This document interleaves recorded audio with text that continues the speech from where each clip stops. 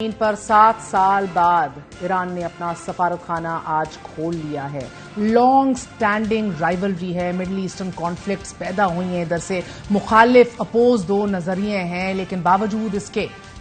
Economy کے لیے، معیشت کے لیے، ڈپلومیسی کے لیے، مستقبل کے لیے ہم دیکھ رہے ہیں کہ لانگ سٹینڈنگ حریف بھی جو ہیں وہ ایک دوسرے پر بات کرنے پر راضی ہو چکے ہیں، لیکن ایک پاکستان ہے جہاں سیاسی حریف ایک دوسرے سے بات تو کیا ایک دوسرے کو دیکھنے پر بھی تیار نہیں ہے، اور سب سے بڑی کیجولٹی اس کی معیشت ہے۔ ناظرین، شاید پاکستان اپنی تاریخ کے ایک ایسے مشکل ترین وقت سے گزر رہا ہے کہ جب ایک جانب IMF ہے تو دوسری جانب عوام ہے، کیونکہ سیاسی بحرانوں، ناموافق عالمی اقتصادی حالات، انتخابات اور غیر ملکی فنڈنگ سے متعلق غیر یقینی اپنے عروج پر ہے۔ اگر حکومت IMF ڈیل ان لاک کرنے والا بجٹ پیش کرتی ہے تو پہلے سے مہنگائی کی چکی میں پستی عوام آئندہ الیکشن میں انہیں یکسر مسترد کر دیں گے، اور اگر عوام کو ریلیف دے دیتی ہے تو پھر IMF ڈیل نہیں ہوتی، ڈیفالٹ کا خطرہ مزید بڑھ جاتا ہے۔ This is a classic case of caught between the devil and the deep blue C.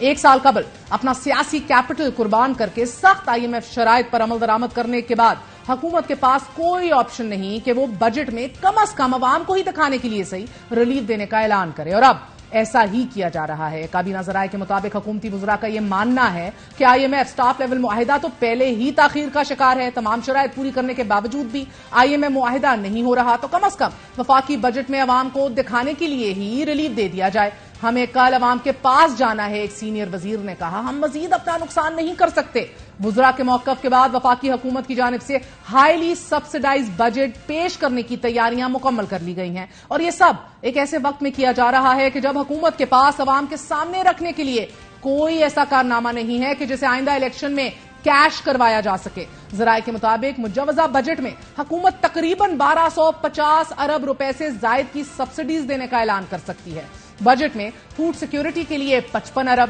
Utility stores پر سستی اشیاء کے لیے 30 ارب، رمضان ریلیف کے لیے 5 ارب، گندم فراہمی کے لیے 10 ارب، پیٹرولیم سیکٹر کے لیے 54 ارب، RLNG کے لیے 30 ارب، اور میرا گھر میرا پاکستان اسکیم کے لیے 12 ارب سے زائد کی سبسڈی کو شامل کیا گیا ہے، جبکہ حکومت کی طرف سے آئندہ بجٹ GDP کے 7.7% مالیاتی خسارے کے ساتھ تیار کیا گیا ہے۔ یعنی ان سمپل ٹرم، سادہ الفاظ میں، حکومت کی آمدنی اور اخراجات میں توازن نہیں آئے گا۔ 6,000 روپے سے زائد کا مالیاتی خسارہ، سود کی ادائیگیوں پر 7,300 ارب روپے خرچ ہوں گے، جبکہ ڈیفنس یعنی کہ دفاع پر 1,800 ارب روپے مختص کرنے کی تجویز ہے۔ یہاں مسئلہ یہ ہے ناظرین کہ IMF ضرور ان سبسڈیز پر اعتراض کرے گا، کیونکہ IMF ہر قسم کی سبسڈیز کے خاتمے کی شرط پر ہی پہلے عمل درآمد کروا چکا ہے، اور اب ایک طرف سبسڈائز بجٹ ہے تو دوسری جانب وزیر اعظم شہباز شریف بہت پر امید ہیں کہ IMF سے رواں ماہ حتمی معاہدہ ہو جائے گا۔ اگر ایسا نہ ہوا تو پھر اپنی کمر کس لیں گے بقول وزیر اعظم اور کھڑے ہو جائیں گے۔ پرابلم ہے، وزیر اعظم کے بیان سے بظاہر ایسا لگ رہا ہے کہ کمر تو عوام نے ہی کسنی ہے، کیونکہ IMF چاہتا ہے کہ ٹیکس اہداف کو 9,800 ارب تک لے جایا جائے، جبکہ وزارت خزانہ 9,200 ارب روپے ٹیکس ہدف مقرر کرنے پر راضی ہوئی ہے۔ ناظرین، پاکستان کو ایک اعتراض یہ بھی ہے کہ ٹیکس محصولات کو 7 خرب سے 10 خرب تک لے جانا از خود ایک بہت بڑا چیلنج ہے۔ اس وقت مہنگائی اور معاشی سلو ڈاؤن نے معیشت کو جکڑ لیا ہے، اور اسی ڈیڈ لاک کی وجہ سے IMF نے 14 جون کو ہونے والے ایگزیکٹو بورڈ کے اجلاس میں پاکستان کے معاملے کو شامل ہی نہیں کیا۔ میننگ سٹاف لیول معاہدہ تو نہیں ہو رہا، جبکہ وفاقی بجٹ 9 جون کو پیش کیا جانا ہے۔ ٹیکس اہداف میں اضافہ، سبسڈائز خاتمہ، ایڈیشنل فائنانسنگ ارینج کرنا، these are all out standing issues including market currency exchange rate, ترقیاتی بجٹ میں کمی، یہ تمام وہ اقدامات ہیں جن کے اوپر عمل درآمد شاید اب موجودہ حکومت کی ترجیحات میں نہیں ہے، کیونکہ جو بجٹ پیش ہونے جا رہا ہے وہ پاپولسٹ بجٹ تو ہے بٹ ریئلسٹک نہیں ہے۔ I'll see you all tomorrow. Good night, Allah Hafiz.